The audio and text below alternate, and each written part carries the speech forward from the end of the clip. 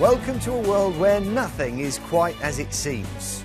Welcome to Fake Britain.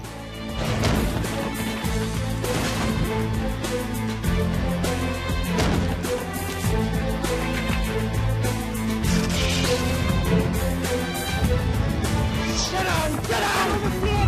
Put your hands behind your back now! It's just an ordinary house. It could be anywhere in the country, but this is the Fake Britain house, and it's filled with fakes. You may not know it, but your home could be too. In this series, we'll be investigating the criminals trying to get their hands on your cash by using fraud, forgeries, and fakery. And I'll be showing you how you can avoid being taken for a ride. Today on Fake Britain, we expose the shockingly dangerous fake motorcycle safety wear on sale to British bikers. If you have a crash in a helmet like that, the chances are you are not going to walk away from it. You'll end up in a mortuary.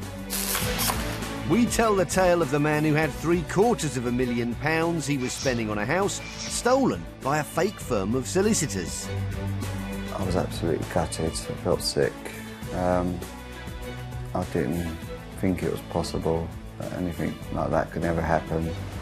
We meet the people who were sold fake caravan holidays by serial fraudster Michael Fisher. Michael Fisher is a public menace. How do you tell a 7-year-old kiddie that she's not going to Butlins when I promised her? And we join the Border Force as they discover Class A drugs ingeniously hidden in fake cargoes. I'm positive from the reaction there's heroin in this consignment.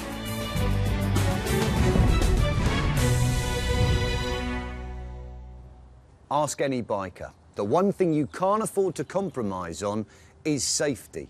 A good set of well-made protective clothing can reduce your injuries in a crash or even save your life. However, it doesn't come cheap. The whole lot, hundreds or thousands of pounds. If you were to spend that money on this, however, you'd be throwing it away because this is a fake. And as we've discovered, if you were to rely on this in a crash, well, then you could end up in real trouble. 1.2 million people ride motorbikes in the UK. When things go wrong, vital safety equipment goes some way to help to protect them. If you haven't got proper, decent safety equipment, you are playing Russian roulette as to whether you are going to walk away without a mark on you or you end up in A&E with catastrophic injuries.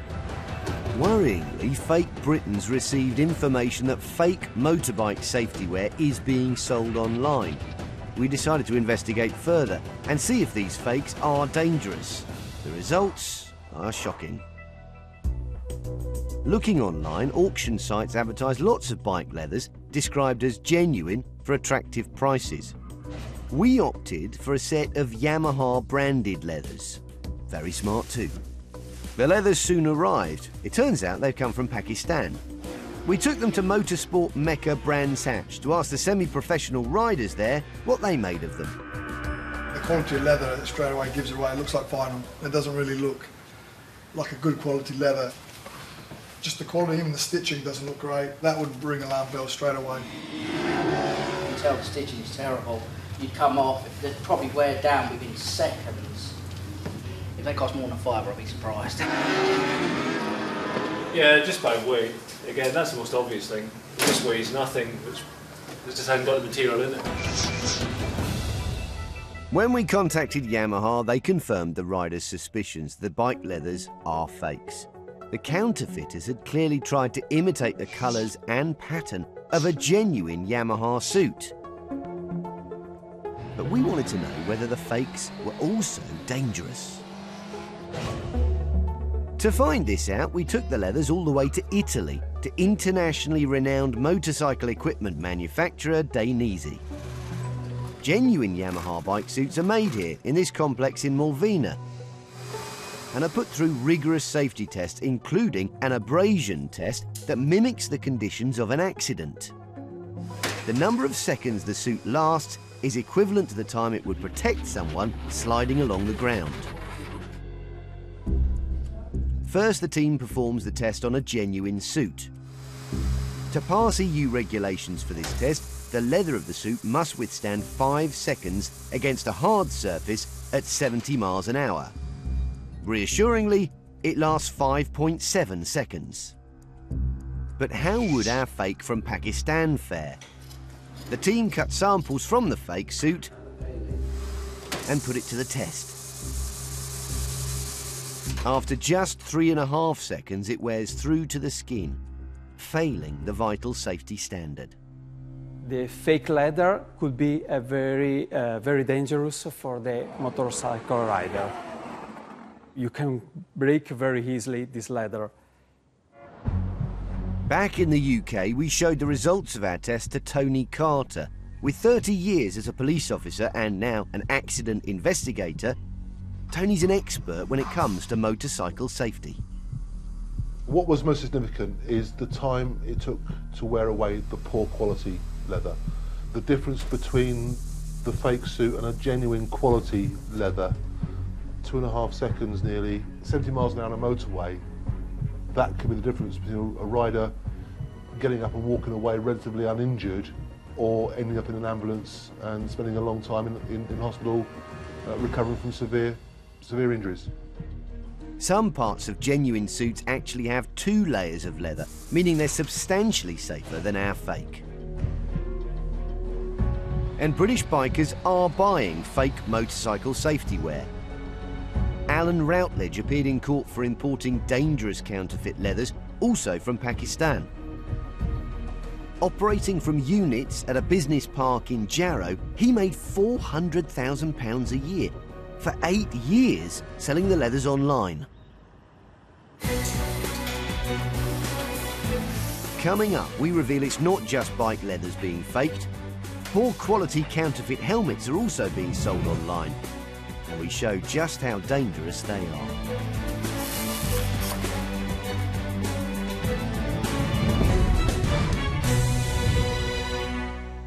Moving house is supposed to be one of the most stressful things you can do, and no wonder. First you've got to find a property, then get your offer accepted, arrange your mortgage, then you might have to sell your old house, and you have to sort out the move itself.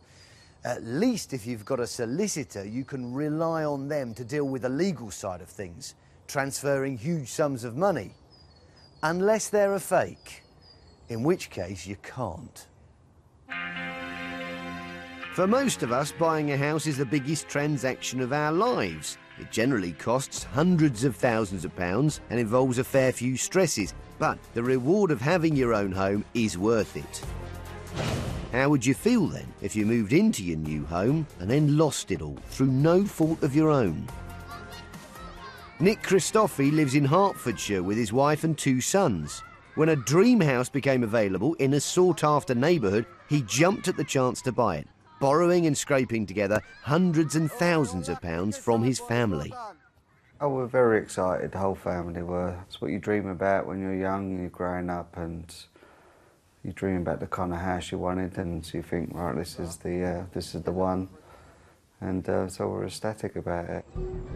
Nick's offer of £735,000 on his dream house was accepted, and his solicitor worked closely with the firm representing the owner, Acorn Solicitors, in order to seal the deal. I've done all the right things. I bought through the estate agents, through solicitors. We've got the keys of the estate agent, we paid over our money and everything. Nick and his family moved in, delighted with their new home. But he was about to receive a huge shock. Postman come, put the letters through the door, and one of them said to the owner-occupier. So I've opened it, had a look at it, and it was a notice of eviction. Confused, Nick immediately phoned his solicitor, who tried to contact Acorn Solicitors to confirm that the money had gone through. She couldn't get hold of it. There was a deadline on the other side, and she said she'd come back and said the house hadn't been paid for. That's when it all began to sink in. The money had been received by Acorn Solicitors, based in Rotherham, and not to be confused with any other firm of the same name. But the company, with an office and staff, had vanished. The awful truth dawned on Nick. Acorn was a fake firm of solicitors. They'd hoodwinked the seller of the house as well as Nick and his solicitor, and stolen his entire purchase money of £735,000. Nick was stunned and faced the prospect of a crippling debt. I was absolutely gutted. I felt sick. I didn't think it was possible that anything like that could ever happen. And deep down, I just thought everything was going to be all right, and it couldn't happen to me. To make matters worse, Nick discovered that his dream house should never have been sold. It was due to be repossessed. I mean, I've worked hard all my life to provide for me and my family, and just for that to be taken away from you, and you don't literally own nothing, it was terrible. It's wish it on anyone. It was devastating. The shock hit Nick and his family very hard. It's completely changed my life. The emotions, the stress, the anxiety attacks, the depression as well at times. I tried to protect the kids to keep them out of this. I didn't want them to get affected, but it was a tough time. The fakers had completely vanished, and police have been unable to trace them. However, they've uncovered the complex means by which bogus company Acorn carried out their audacious deception. It involved stealing the identity of a genuine lawyer. Looking online, the fraudsters discovered a retired solicitor. Without his knowledge, they changed his name online via deed poll, a practice alarmingly easy and cheap. The fakers then contacted the Solicitors Regulation Authority, informing them the retired solicitor had changed his name and was setting up a new practice, Acorn Solicitors. Shockingly, the SRA, the official trade body, didn't question the new company and put the fraudsters on the Law Society's Find a Solicitor website. The fakers are thought to have used a counterfeit passport to open a new bank account in order to receive Nick's £735,000. When Nick Christofi spoke to his solicitor, she assured him the SRA, who'd registered the fake company, had a compensation fund and he'd get his money back. Did say, don't worry, there's a compensation fund. You're all covered one way or the other. His application for compensation was rejected by the SRA, who are based here in Birmingham. This was despite the fact they kept the fake solicitor's details up on the website for a further 6 weeks after their fakery was exposed. Anthony Townsend is their chief executive. Sadly, as a regulator, the Solicitors Regulation Authority cannot help people who have lost money to criminals. The SRA doesn't regulate criminals, we regulate law firms and genuine solicitors. Consumers must take the responsibility for making their checks, because if they don't check and they go to a fraudulent solicitor and they lose money, the only thing they can do is go to the police and see whether they can recover their money through the courts. Nick Christofi was left devastated and feeling utterly abandoned. Disgusted with them. For me and my family, we was hoping to get a bit of help, but there was no help at all. In an out-of-court settlement with his own solicitor, Nick has managed to claw back 2/3 of the £735,000 stolen by the fakers. But he lost his dream house and was faced with repaying his family the remaining hundreds of thousands of pounds that he borrowed. Worryingly, Nick's experience isn't unique. Other families have also had their mortgage funds stolen by fake solicitors. With £600 million exchanged every day in return for houses, it's an obvious target for criminals. Lawyer David Robinson is an expert in property fraud. Fraudsters like conveyancing transactions because they're high-value transactions where large sums of money pass on completion and even on exchange of contracts. David is bringing a case against the SRA on behalf of Nick Christofi and 4 other people who fell victim to fake solicitors. The SRA had registered Acorn as a bona fide firm, and they remained on the Find a Solicitor website even after their fakery had been exposed. The information on the site is misleading. The system for admitting solicitors and holding them out needs to be changed to make it more difficult for fraudsters to masquerade as lawyers. As Nick Christofi discovered, it can be very difficult to spot a fake solicitor. However, David has some general advice for anyone thinking of buying a home. Check up on the vendor's solicitor's name and firm's name. Ask in person. Don't get fobbed off. Double the checks that you're making on the vendor. When appointing your own solicitor, choose, if you haven't used one before, one recommended by a friend, family or work colleague. Use all the checks that are available.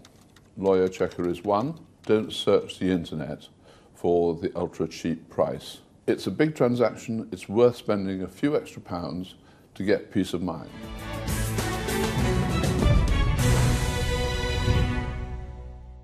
For fakers, sometimes the hardest part of getting their hands on our cash is getting their goods into Britain in the first place. That means using all sorts of tricks and deceptions to get them past the UK's border force. And as you're about to see, that's a game that leads to some extraordinary discoveries.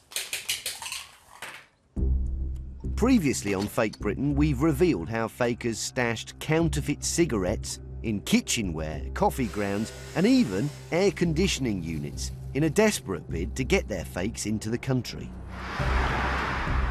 This morning, Fake Britain's come to Heathrow Airport to join the border force as they look for fake goods and other illegal products hidden in packages entering the country.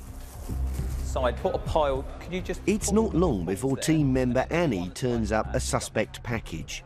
The paperwork states that it contains receivers, but that's not what's inside. It looks like they are quite cheap headphones. But when Annie opens the box, she's in for another shock. Oops. What's that? Okay, surprise. They are Dr. Dre's. They have concealed them very carefully with a different wrapping on it. By putting a different packaging, the description of goods is completely different as well to what they are. Yeah. Annie suspects the headphones are fakes. As a premium item, Dr. Dre Beats headphones are a popular target for counterfeiters. But this level of sophisticated concealment is something new. They will be actually sent to the right holders. That's Dr. Dre's right holders. And they will ascertain whether they are actually counterfeit. It's not long before another suspect parcel is discovered by the team. Right, this is a package from Pakistan. It's described as Ludo boards. It's 32 kilos. That's a lot of gifts for one person. I say it's just a really strange shipment, and all the years I've done this job, you don't come across it, just looks really, really odd. I mean, we're looking for packages primarily, Class A drugs, so on this sort of thing, X-rays aren't really going to show very much, so the only way to do it is by going in by hand. So I'm going to have to damage these ones, I'm afraid. It's unusual that the whole package is marked as a gift for just one person. Glenn suspects the game boards could be fake and simply a way of smuggling something inside into the country. But he's not sure what. It's the 2 layers of cards, so... Luckily, Glenn's nose for fakes is highly developed, and he soon finds something suspect. There's no packages, but there's like a chemical smell coming up from this. It looks slightly wet, and when you come up close, there's little glints like crystallisation. The damp patches could be glue, but they could also be something much more worrying. I think they've impregnated the cardboard with diamorphine, is what I'm suspecting from the smell. Liquid diamorphine is better known as heroin, but to be certain he must do a special chemical test. If the acid goes pink, there is heroin in the Ludo boards. So what we'll do now is get one of our test kits. We'll have to cut a piece of the cardboard. put these bits in the test. It's basically concentrated acid, so we have to be quite careful, and we have to crack the acid open and then wait for reaction. So let's crack the acid. Can you see the colour there? It's sort of going like a pink tinge.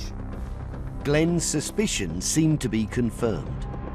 So I'm positive from the reaction there, there's heroin in this consignment.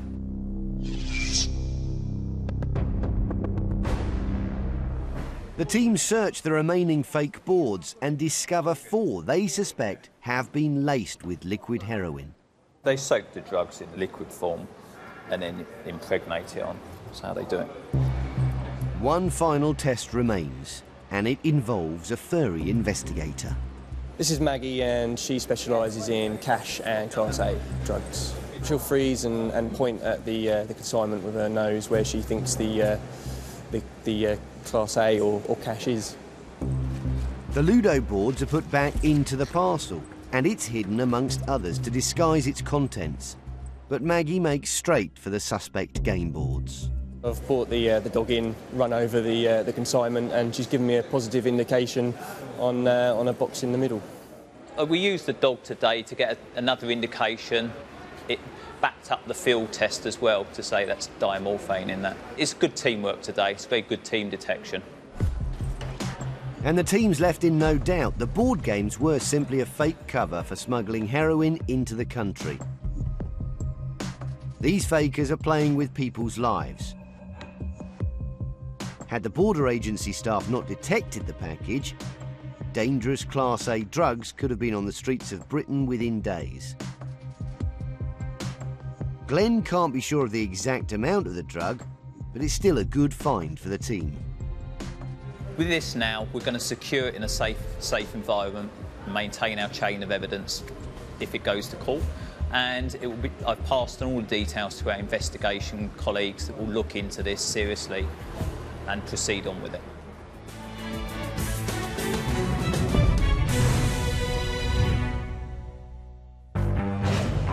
Earlier, Fake Britain revealed that a set of bike leathers we bought online was fake.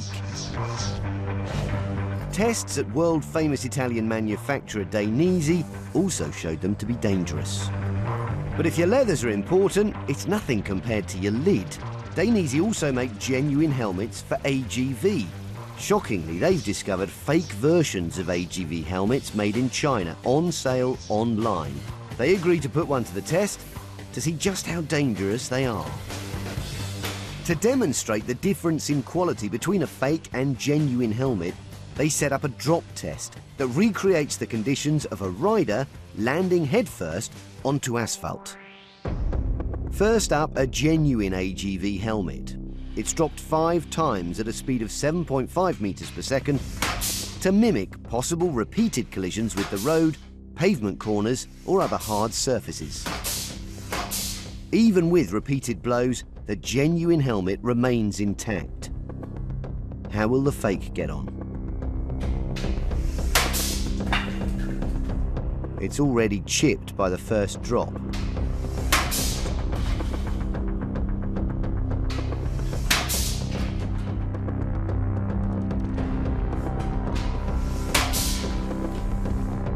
And it only gets worse.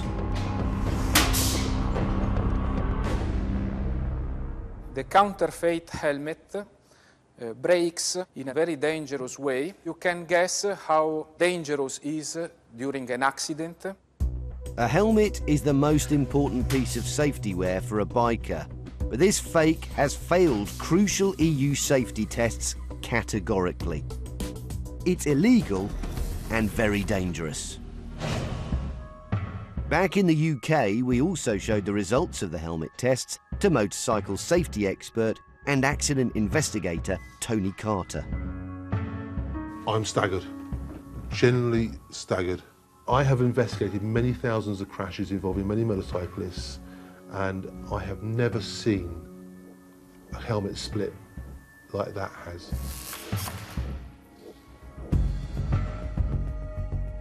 The crash helmet is designed to absorb the shock of your head hitting the road surface. If you have a crash in a helmet like that, the chances are you are not going to walk away from it. You'll end up in a mortuary.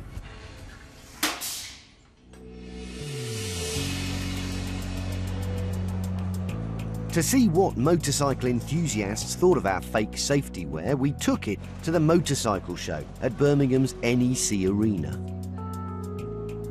First impressions, not very well made at all.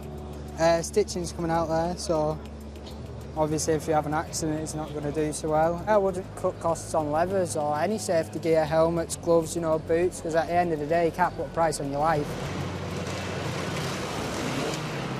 There isn't any substantial elbow armour in this either. I can feel it straight away, that's not going to do you any good at all. Stall holders at the event can't believe the poor quality of the leathers. It is dangerous because obviously you're travelling at 70 miles an hour on a bike potentially, and if you come off, you want something to be nice and close to your skin that's going to give you protection. The stitching straight away is just going to give. I expect if I pull this hard, it'd probably fall apart. I wouldn't feel comfortable wearing this at all. In fact, I wouldn't put anyone in this. Wouldn't put my worst enemy in it. If you go into your local dealer, you can touch, you can feel, and you can examine what you're buying, and then you know that you're getting a genuine product if you buy from a genuine dealer.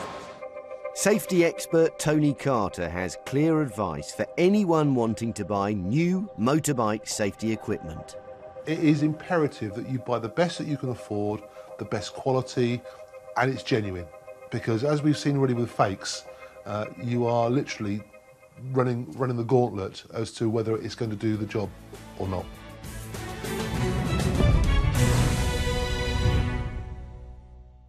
With around 1 million of the things in the UK, it's no surprise that caravanning has become a multi-billion-pound holiday industry employing 90,000 people. And if you fancy a go, you don't have to buy. You can rent. It's never been easier. There are dozens of websites booking them out across the whole country. It should be a fun, affordable week of freedom. Unless, of course, your caravan holiday is a fake. This is the story of how a serial fraudster stole over £100,000 from would-be holidaymakers in an audacious plot involving a web of lies, forged documents, and 20 fake caravans. Julie Tippling and her family live in Bradford. When her father was diagnosed with cancer, she decided to book them all a holiday to help them try to deal with the trauma. At the end of 2008, my father was diagnosed with terminal lung cancer, and his prognosis was very upsetting because he was given 12 months to survive. So we thought it'd be nice for us to book a holiday, give us something to look forward to. Julie decided on a caravan at Butlins in Skegness. They're often sublet online by owners, and she found what appeared to be a great offer on eBay. We were looking to book for the following summer because I knew my dad would undergo some chemotherapy and brain radiation, so he would need time to recover. The offer came from a company called Lucy's Caravans. They boasted that they owned 20 caravans at the Butlins Skegness site, and at £350 for a week for the whole family, it seemed like a terrific deal. She rang the number and spoke to a Mr. Michael Fisher. He reassured me because he told me that he was there at Butlins.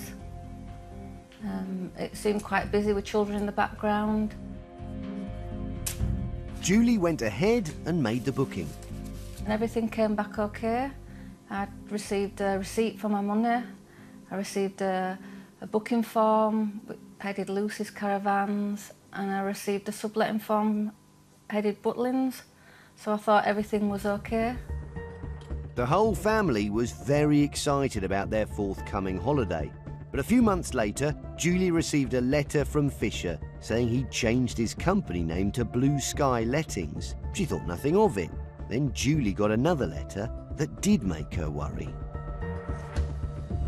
I received another letter saying that the company had ceased to trade and that they'd been forced to cease to trade with an ongoing legal dispute with Butlins.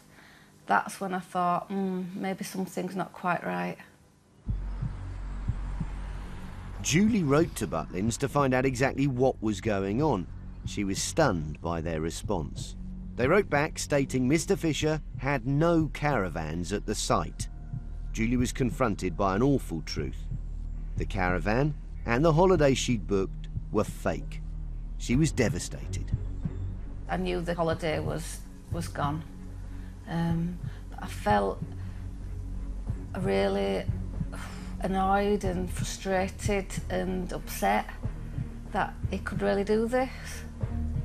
And especially with my father being terminally ill, as a family we're all really, really disappointed.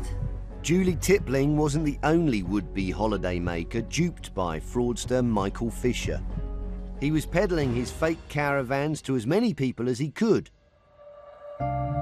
Further south in Cambridgeshire, Paul Toms had also spotted Fisher's deal online. Amazed at the low prices, he'd also snapped up a family holiday.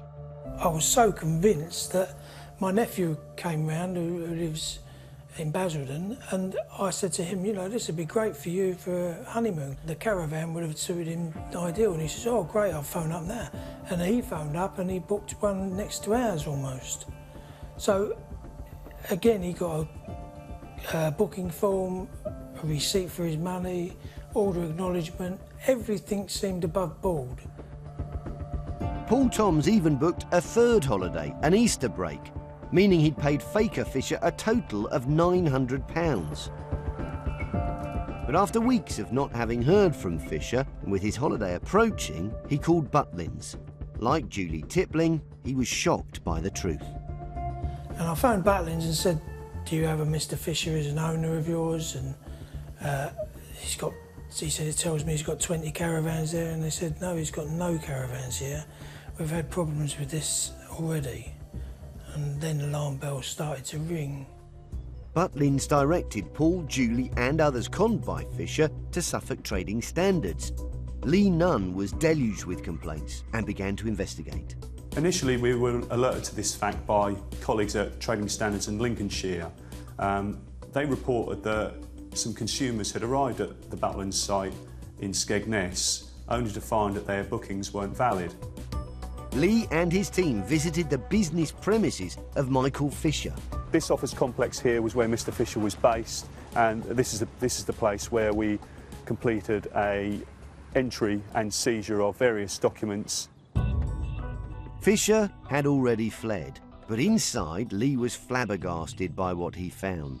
Not only had Fisher duped families with fake holidays, he'd forged documents and attempted to buy genuine caravans with worthless cheques. Mr. Fisher used a variety of bank accounts, some of which were in existence, but never had more than a few £100 in, when he was actually writing out cheques to the tune of £20,500, £16,000, £16,500. He even, when his scam was uncovered, tried to repay some of the consumers with cheques from the same accounts that didn't have any funds in. He even manufactured, he forged caravan contract agreements to try and provide evidence to innocent people that he actually owned some of these caravans. This caravan owner never knew anything about this contract and never had any agreement with Mr. Fisher to purchase that caravan or allow Mr. Fisher to advertise and let holidays for this actual caravan. In total, Fisher's caravan con had duped over 200 families. Some still didn't know their holiday was a fake, and it was Lee's job to call them. Sadie Blunderfield was amongst them. She'd booked an 80s weekend and a family holiday at a total cost of £730. Trading Standards got in touch with me and my stomach just dropped. My kids were really looking forward to it because we go to Butlins every year and they really enjoy it, so yes, they're really excited about going. I was just asking why, basically. How could he do that to, you know, families with young children, and just asking why. When they were told they weren't going, my youngest at the time was 6, and he couldn't understand why someone had done that. Julie Tippling was so enraged that faker Fisher had conned her and her dying father out of their last holiday, she pursued him through the small claims court. Eventually, she got almost all of her money back, but others weren't so lucky. The police did track Fisher down, though. He appeared at Ipswich Crown Court and was charged with fraudulent trading under the Fraud Act. It emerged the faker had stolen over £100,000 from members of the public and legitimate businesses. Fisher pleaded guilty and was sentenced to 40 months in jail. Lee Nunn was delighted. I was pleased with the sentence. As much as for myself and my department, I was pleased for the victims that had some form of closure. Maybe, but for those who lost money and precious time together, thanks to Michael Fisher, they still have to count the cost. It's a despicable crime. People don't, that he's preying on people who are trying to save money or have got very little money to go on holiday. How do you tell a 7-year-old kiddie that she's not going to Butlins when I promised her? He's just he's an absolute waste of space. I just think he's horrible. He obviously hasn't got no conscience because of what he's done. He's deceitful, unhonest, serial fraudster. Michael Fisher is a public menace, he's a serial fraudster, and he has no care for any of the victims that he's scammed.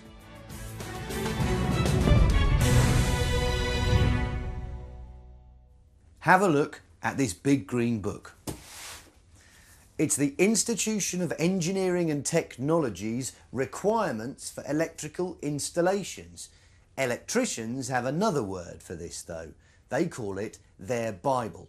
It's a rule book that makes sure that every electrical installation in the UK is absolutely safe. However, here's another one, almost identical, but this one is a fake. And as we've discovered, someone is trying to smuggle these into the UK in their thousands.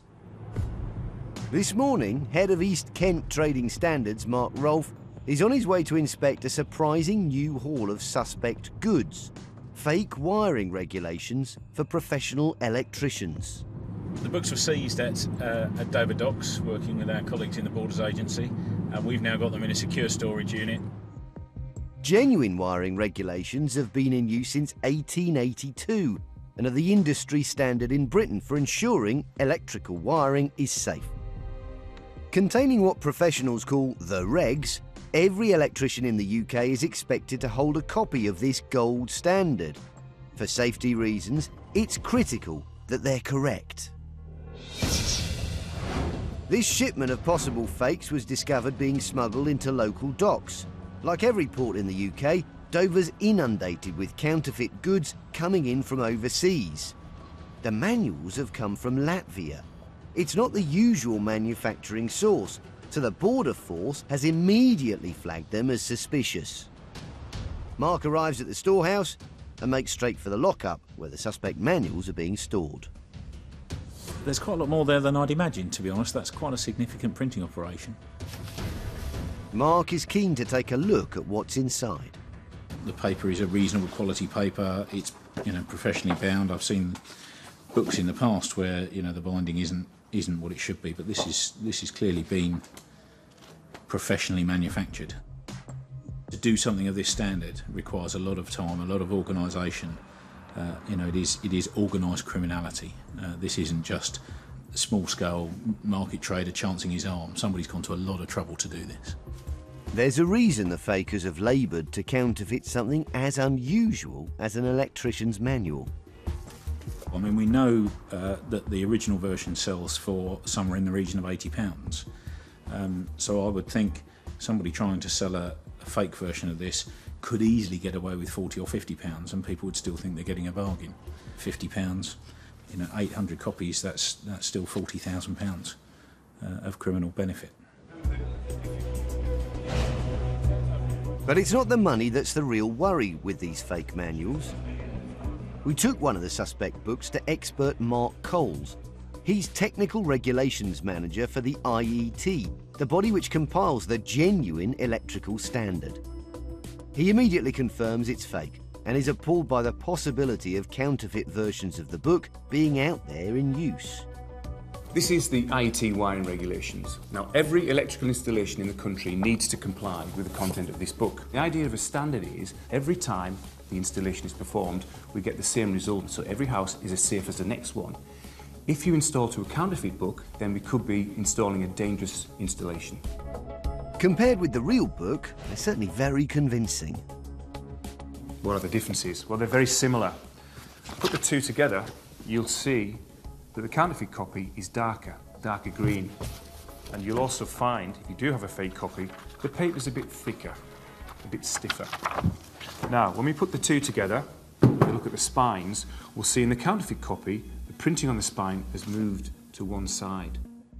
The differences on the outside are one thing, but it's those on the inside that have got Mark worried.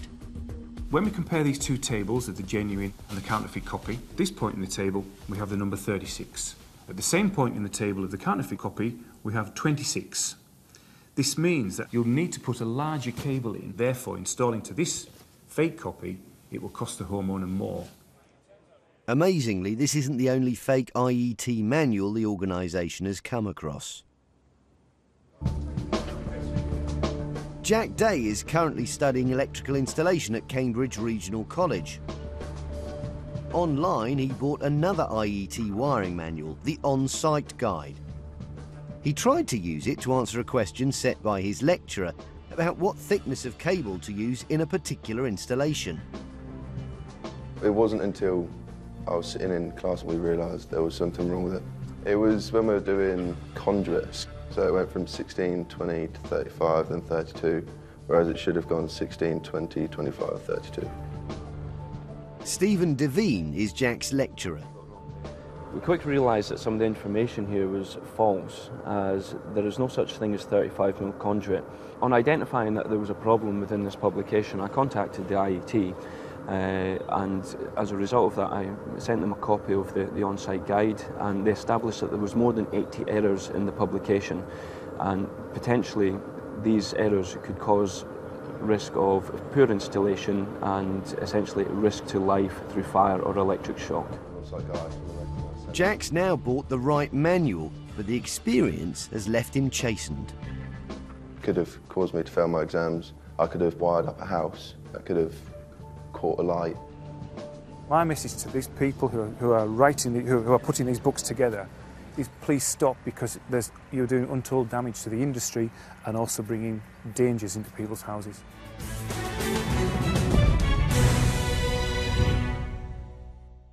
That's all from Fake Britain. Goodbye.